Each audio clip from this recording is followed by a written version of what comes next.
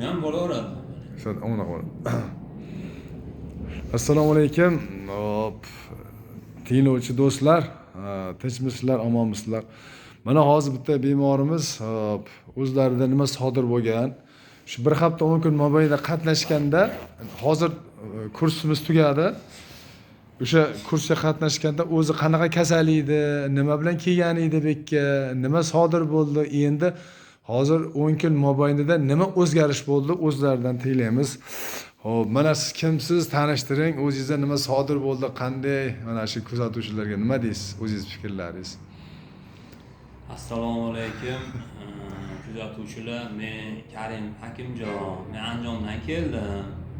Meni 4 xil 5 xil kasalliklarim bor edi. Darina bo'lar edi, o'tim dimlar edi, ichim ketish, qotish, nimalar bo'lar edi. Ko'zim ham jicha anaqa kitobni o'qiy olmar edim, achchiqlar ham o'qir edim.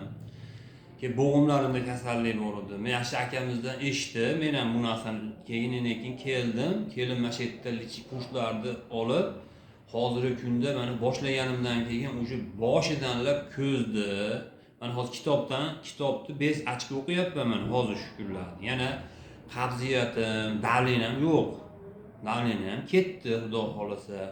Mana shu ichim ketishlari ham hamma yo'q, joyiga tushdi hozir. Endi hozir mana o'zimni yaxshi his qilyapman, yengilman, yurib ham ko'rdim mana. 2 kilometr, 3 kilometrga borib keldim o'zim.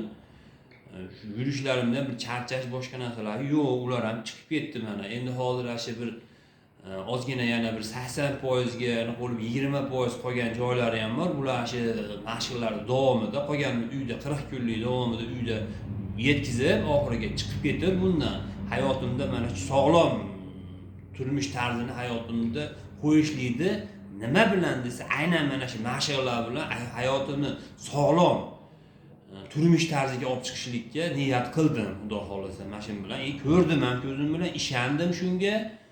Sizlarni ham qiynlanayotgan bo'lsanglar, mana shu kasalliklar bilan, boshqa kasalliklar bilan qiynlanayotgan bo'lsanglar, sizlarga ham tavsiya qilaman.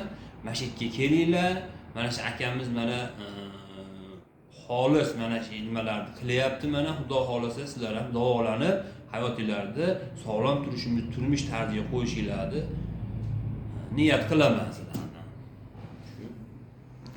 Sog' bo'ling, omon